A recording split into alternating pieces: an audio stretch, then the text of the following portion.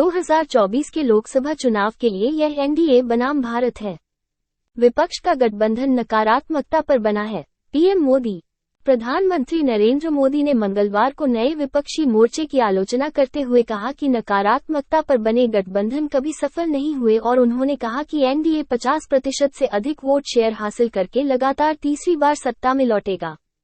NDA के 39 घटक दलों की एक बैठक को संबोधित करते हुए मोदी ने कहा कि सत्तारूढ़ गठबंधन ने हाल ही में 25 साल पूरे किए हैं, जो पूर्व प्रधानमंत्री अटल बिहारी वाजपेयी की विरासत थी, जिसे लाल कृष्ण आडवाणी ने आकार दिया था, जो समूह का मार्गदर्शन करते रहे। मोदी ने कहा कि एनडीए में एन का मतलब न्यू इंडिया, डी का मतलब विकसित राष्ट्र और ए का मतलब लोगों और क्षेत्रों की आकांक्षाएं है और उन्होंने गठबंधन को योगदान देने वाला बताया, न कि योगदान देने वाला। बाध्यता।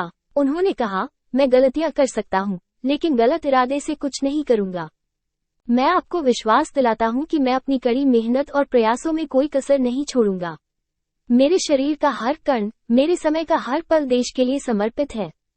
इससे पहले मोदी का स्वागत भाजपा अध्यक्ष जेपी नड्डा, शिवसेना नेता और महाराष्ट्र के मुख्यमंत्री एकनाथ शिंदे, अन्ना द्रमुक नेता एडपादी के पलानीस्वामी, नागालैंड के मुख्यमंत्री नेफ्यू रियो और बिहार के पूर्व मुख्यमंत्री और हम नेता जीतन राम मांझी ने किया।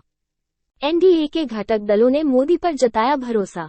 एनडीए के सभी 39 घटक दलों ने मंगलवार को प्रधानमंत्री नरेंद्र मोदी पर भरोसा जताया और उनके नेतृत्व में 2024 का लोकसभा चुनाव एकजुट होकर लड़ने का संकल्प लिया। भाजपा द्वारा बुलाई गई बैठक में पारित एक प्रस्ताव में एनडीए सहयोगियों ने भी चुनाव में विजयी होने और लगातार तीसरी बार प्रधानमंत्री मोदी के नेतृत्व में केंद्र में अपनी सरकार बनाने का विश्वास जताया। प्रधानमंत्री नरेंद्र मोदी जी की अध्यक्षता में आज नई दिल्ली में राष्ट्रीय जनतांत्रिक गठबंधन की बैठक हुई। एनडीए के कुल 39 गठबंधन दलों ने इसमें भाग लिया, संकल्प पड़ा। बैठक में एनडीए के सभी घटक दलों ने संकल्प लिया कि एनडीए एकजुट होकर प्रधानमंत्री नरेंद्र मोदी जी के नेतृत्व में लोकसभा चुनाव लड़ेगा और लगातार तीसरी बार नरेंद्र मोदी जी भारी बहुमत के साथ देश के प्रधानमंत्री बनेंगे, संकल्प में कहा गया है। एनडीए ने कहा कि मोदी के नेतृत्व में 2014 के लोकसभा चुनावों में उसे लोगों से जो आशीर्वाद मिला, वो 2019 के चुनावों में कई गुना बढ़ गया। भाजपा के नेतृत्व वाले गठबंधन ने कहा, विपक्षी दलों के झूठ, अफवाहों और आधारहीन आरोपों को खारिज करते हुए देश एनडीए गठबंधन के नेतृत्व में विश्वास जता रहा है। विपक्ष को पहचान और प्रासंगिकता के संकट का सामना करना पड़ रहा है। आज विपक्ष भ्रमित और दिग्भ्रमित है। एनडीए दलों ने अपनी प्रतिबद्धता, समर्पण, अथक परिश्रम और निस्वार्थ समर्पण के माध्यम से भारत को अभूतपूर्व विकास के पथ पर आगे बढ़ाने और नागरिकों को अपनी शक्ति और कौशल के एहसास पर गर्व महसूस करने का अवसर देने के लिए प्रधानमंत्री मोदी की सराहना की। देश प्रस्ताव में कहा गया है, एनडीए के घटक दल सर्वसम्मति से प्रतिबद्ध हैं कि प्रधानमंत्री मोदी के नेतृत्व में इस विकास यात्रा में भागीदार के रूप में हम एक हैं, हम एकजुट हैं और हम एकमत हैं। डीओएसी ने शिक्षकों की उपस्थिति की जांच तेज कर दी है। स्कूली शिक्षा के सलाहकार डॉक्टर केकरी योमे ने बताया कि विभाग ने अधिक उत्पादकता को प्रोत्साहित करने के लिए जियो पोजिशनिंग और कृत्रिम बुद्धिमत्ता की मदद से शिक्षकों की उपस्थिति की जांच तेज कर दी है।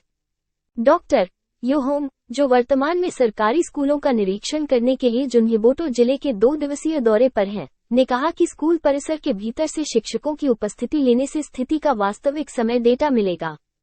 जुन्हेबोटो जिले के अंतर्गत अखाखू गांव में एकमात्र प्राथमिक विद्यालय का निरीक्षण करने के बाद डॉक्टर योहोम ने खुलासा किया कि डीओएसी विभाग के तहत सभी शिक्षकों के मूल्यांकन को संकलित करने की एक कठिन प्रक्रिया कर रहा था।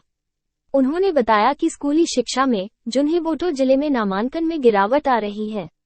उन्होंने कहा, जुन्हेबोटो जिले के अंतर्गत 49 निजी स्कूल और 223 सरकारी स्कूल हैं, जिनमें से 7,117 छात्र सरकारी स्कूलों में हैं, जबकि 11,126 छात्र निजी स्कूलों में हैं। डॉक्टर योहोम ने सभी गांवों में फीडर स्कूलों को मान्यता देने की आवश्यकता पर बल दिया, जिससे बेहतर नामांकन में मदद मिलेगी और तदनुसार संसाधनों के बेहतर उपयोग में मदद मिलेगी।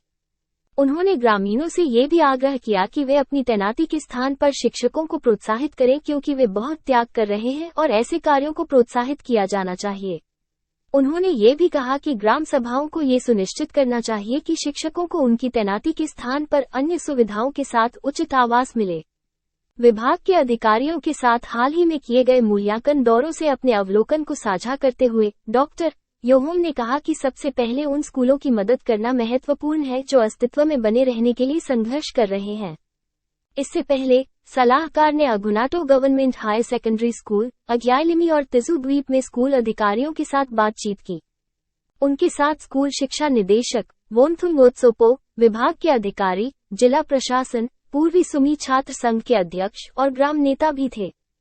सलाहकार बुधवार को जुन्हेबोटो में विभाग के अधिकारियों, नागरिक समाज संगठनों और अन्य हितधारकों के साथ शिक्षा प्रणाली में सुधार के तरीकों पर चर्चा करने और लागू की जाने वाली नई प्रणालियों पर प्रकाश डालने के लिए एक सार्वजनिक बैठक आयोजित करने वाले हैं। नागालैंड कोन्याक यूनियन इकाई ने संदिग्ध गतिविधि पर स्टोर सील किया। कोन्याक यूनियन KU मून इकाई ने सूचित किया है कि 18 जुलाई 2023 को मून FCI गोदाम से सार्वजनिक वितरण के लिए रखे गए चावल के 10 ट्रक से अधिक चावल एक स्टोर में पाए जाने के बाद संदिग्ध गतिविधि पर एक स्टोर को सील कर दिया गया था। एक नोटिस में KU मून इकाई के उपाध्यक्ष मेनली कोन्याक और महासचिव नुक्रेह ओनोकेसन ने कहा कि 18 जुलाई 2023 को मौखिक सार्वजनिक शिकायत के अनुसार KU मून इकाई और मून क्षेत्र छात्र संघ के सदस्यों ने संयुक्त रूप से स्थित संगम जनरल स्टोर का निरीक्षण किया। टैचा वार्ड, मून शहर, जिसका मालिक अनिल यादव है। KU इकाई ने कहा कि ये देखकर आश्चर्य हुआ कि संगम जनरल स्टोर के गोदाम में 10 ट्रक से अधिक सार्वजनिक चावल संग्रहित किया गया था। इस संबंध में KU इकाई ने मून जिले की जनता को स्टोर को फिर से खोलने के लिए अगले आदेश जारी होने तक कुछ दिनों तक असुविधा सहन करने के लिए सूचित किया है। जेके पुलिस ने बुधवार को कहा कि वन विभाग के 2 कर्मचारियों पर गोलीबारी हमलावरों ने AK-47 राइफल का इस्तेमाल करके की थी, जिसका इस्तेमाल लकड़ी तस्करों द्वारा किए जाने की संभावना नहीं थी, जैसा कि पहले रिपोर्ट किया गया था। पुलिस के एक बयान में कहा गया, पुलवामा में पुलिस को बांगेंडा ब्रिज पर एक आतंकवादी अपराध घटना के बारे में सूचना मिली, जिसमें वन विभाग के 2 कर्मचारी घायल हो गए। तथ्यों का पता लगाने के लिए वरिष्ठ पुलिस अधिकारी अतिरिक्त बल के साथ आतंकी अपराध स्थल पर पहुंचे। पुलिस स्टेशन राजपोरा को विश्वसनीय स्रोत के माध्यम से एक सूचना मिली कि आतंकवादियों ने जिला बडगाम के वन विभाग की एक टीम पर गोलीबारी की है, जिसमें 2 कर्मचारी घायल हो गए हैं, जिन्होंने पुलिस स्टेशन राजपोरा के अधिकार क्षेत्र में आने वाले बांगेंडा ब्रिज के पास लकड़ी तस्करों को पकड़ने के लिए एक चौकी लगाई थी। जिला पुलवामा में हालांकि घायलों को इलाज के लिए तुरंत अस्पताल ले जाया गया। दोनों घायलों की पहचान कर ली गई है। मोहम्मद यूसुफ वानी का बेटा इमरान यूसुफ वानी चरारी शरीफ के मोहनू का रहने वाला है। उनकी जांघ में गोली लगी है और उन्हें विशेष उपचार के लिए SHMS अस्पताल में स्थानांतरित कर दिया गया है। जहांगीर अहमद चेची, वनपाल, GH मोहिउद्दीन चेची के पुत्र, गोगजी पाथर, चदूरा के निवासी हैं। पुलिस ने कहा, उन्हें मामूली सतही चोटें आई हैं और प्राथमिक उपचार के बाद उन्हें छुट्टी दे दी गई है। घटना के संबंध में PS राजपोरा में धारा 16(20) UAP अधिनियम 307 IPC और 7/27 I अधिनियम के तहत FIR संख्या 79/2023 के तहत मामला दर्ज किया गया और जांच शुरू की गई है। घटना के तुरंत बाद पूरे इलाके को पुलिस, सेना और CAPF द्वारा घेर लिया गया और गहन तलाशी अभियान शुरू किया गया। अपराध स्थल की तलाशी के दौरान घटनास्थल से AK-47 गोला बारूद के 2 खाली कारतूस और एक बुलेट हेड बरामद किया गया। हालांकि तलाशी अभियान जारी है। बयान में कहा गया है, दिल्ली में प्रेम प्रसंग के चलते युवक की हत्या करने वाले पिता पुत्र गिरफ्तार। एक अधिकारी ने बुधवार को बताया कि दिल्ली पुलिस ने शहर के जाफराबाद इलाके में आरोपी व्यक्ति की बेटी के साथ संबंध होने के कारण एक युवक की चाकू मारकर हत्या करने के आरोप में एक व्यक्ति और उसके नाबालिग बेटे को गिरफ्तार किया है। सोमवार को जाफराबाद में कल्याण सिनेमा के पास गली नंबर 2 में 25 वर्षीय पीड़ित सलमान की चाकू मारकर हत्या कर दी गई थी। उसकी गर्दन और छाती पर घातक चोटें लगने से उसकी मौके पर ही मौत हो गई। प्रारंभिक जांच में पता चला है कि सलमान की एक लड़की से पिछले 2 साल से दोस्ती थी। हालांकि लड़की के परिवार ने इस रिश्ते का विरोध किया। सोमवार को लड़की के पिता मंजूर, 45, ने अपने भाइयों मोहसिन, 21 और 16 वर्षीय नाबालिग के साथ मिलकर सलमान पर उस समय हमला कर दिया जब वो गली नंबर 2 में बाइक पर जा रहा था। 2 वरिष्ठ पुलिस अधिकारी ने कहा, पोस्टमार्टम के दौरान पीड़िता के शरीर पर चाकू के 8 घाव पाए गए। मंजूर और उसके नाबालिग बेटे को पकड़ लिया गया है। मोहसिन का पता लगाने के प्रयास किए जा रहे हैं, अधिकारी ने कहा। मंजूर और उसका परिवार इस रिश्ते के खिलाफ थे। मंजूर ने करीब एक हफ्ते पहले सलमान से बात की थी और उन्हें खास तौर पर कहा था कि वो उनकी बेटी का पीछा न करें। उस दुर्भाग्यपूर्ण दिन तीनों ने सलमान पर चाकुओं से हमला किया, अधिकारी ने कहा। गठबंधन का नाम बदलने से नहीं बदलेगा विपक्ष का चरित्र, बीजेपी। भाजपा और उसके एनडीए सहयोगियों ने मंगलवार को विपक्षी दलों पर निशाना साधते हुए कहा कि उनके गठबंधन को नया नाम देने से उनका चरित्र नहीं बदलेगा और 2024 की लोकसभा लड़ाई भारत माता बनाम भारत होने जा रही है। वे 26 विपक्षी दलों द्वारा 2024 के लोकसभा चुनावों में एकजुट होकर सत्तारूढ़ एनडीए से मुकाबला करने के लिए अपने गठबंधन भारतीय राष्ट्रीय विकासात्मक समावेशी गठबंधन इंडिया की घोषणा के बाद प्रतिक्रिया व्यक्त कर रहे थे, जिसमें कांग्रेस नेता राहुल गांधी ने कहा था कि लड़ाई भारत और प्रधानमंत्री के बीच होगी। नरेंद्र मोदी। भाजपा आईटी विभाग के प्रमुख अमित मालवीय ने कहा कि विपक्षी दलों के संयुक्त प्रगतिशील गठबंधन यूपीए को अपना अस्तित्व खत्म करना होगा और एक नई पहचान हासिल करनी होगी, भले ही जो लोग इस नए गठबंधन का हिस्सा हैं, वे नहीं बदले हैं। राष्ट्रीय जनतांत्रिक गठबंधन की स्थापना 1998 में हुई थी। 25 साल बाद एक दिन एक विस्तारित, मजबूत एनडीए की बैठक हो रही है। यूपीए को अपना अस्तित्व खत्म करना पड़ा और एक नई पहचान हासिल करनी पड़ी, तब भी जब वे लोग जो नए गठबंधन का हिस्सा हैं, नहीं बदले हैं, मालवीय ने ट्वीट किया। उन्होंने कहा, नाम बदलने से चरित्र नहीं बदलता। राष्ट्रीय लोक जनता दल के संस्थापक और पूर्व केंद्रीय मंत्री उपेंद्र कुशवाहा ने एक ट्वीट में कहा, अब ये भारत माता बनाम भारत विपक्षी गठबंधन का नया नाम होगा। उन्होंने विपक्ष के इंडिया समूह को उन लोगों का गठबंधन बताया जो लोगों की मेहनत की कमाई से अपनी जेबें भरते हैं और गरीब लोगों का खून चूसते हैं। हमारा सभ्यतागत संघर्ष भारत और भारत के आसपास केंद्रित है।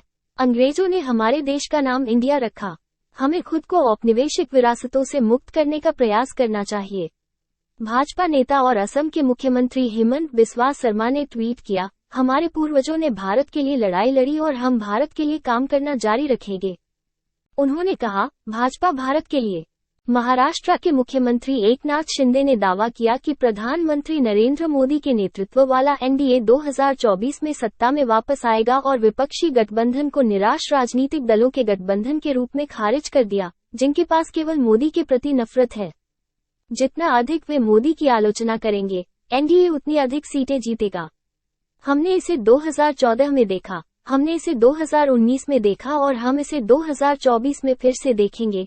प्रधानमंत्री की अध्यक्षता में एनडीए घटक दलों की बैठक में भाग लेने वाले शिंदे ने कहा।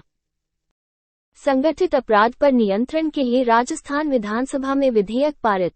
राजस्थान संगठित अपराध नियंत्रण विधेयक को राज्य विधानसभा में ध्वनि मत से पारित कर दिया गया, जिससे राज्य संगठित अपराध को नियंत्रित करने के लिए कानून बनाने वाला देश का चौथा राज्य बन गया। यह विधेयक संगठित अपराध से प्रभावी ढंग से निपटने के लिए जांच एजेंसियों को व्यापक अधिकार प्रदान करता है। इसमें आपराधिक गिरोह के कारण हुई मौत के मामले में मौत की सजा या आजीवन कारावास, आपराधिक संपत्ति जब्त करने, आपराधिक साजिश रचने और गैंगस्टरों को शरण देने के लिए 5 से आजीवन कारावास तक की सजा का प्रावधान है।